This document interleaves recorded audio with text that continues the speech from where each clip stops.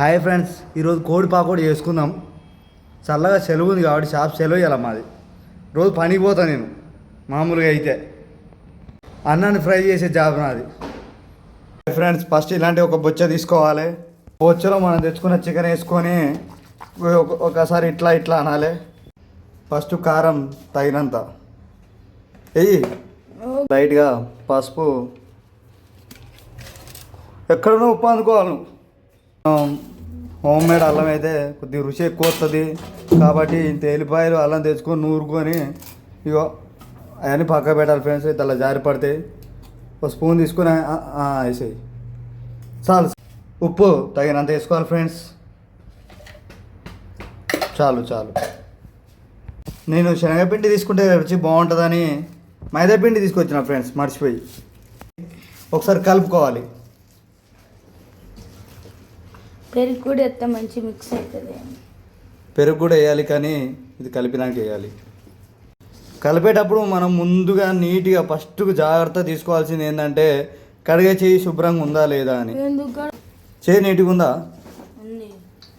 Okay.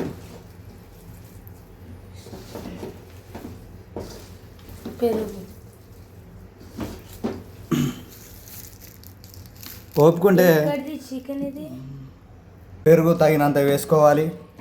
అరకిలో చికెన్లో ఒక 10 రూపాయలంత పెరుగు వేసుకుంటే మంచిగా ఉంటుంది ఫ్రెండ్స్. టేస్ట్ మంచిగా నీట్గా బువ్వ కలిపినట్టు కలపాలి.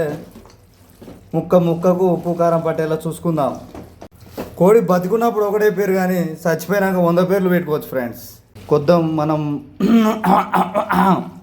మంచిగా ముక్కకు కొద్దిగా మనం కలుపుకున్న మసాలాలు అని అంటే ఇలా మైదా పిండి పైనుంచి వేసుకుందాం. అబ్రకదబ్రా కలీం.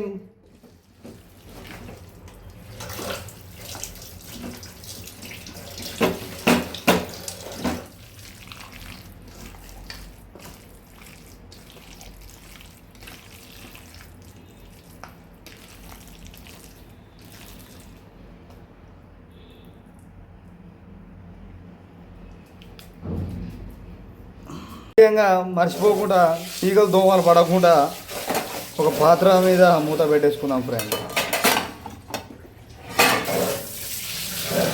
పాత్ర ఏదైనా పని ఏదైనా చికెన్ పకోడా అయ్యేంత వరకే కలిపెట్టుకున్న చికెన్ మంచిగానే ఇలా ఆయిల్లో రోస్ట్ చేసుకొని తీసేసుకొని టేస్ట్ చూస్తే సూపర్ ఉంది ఫ్రెండ్స్.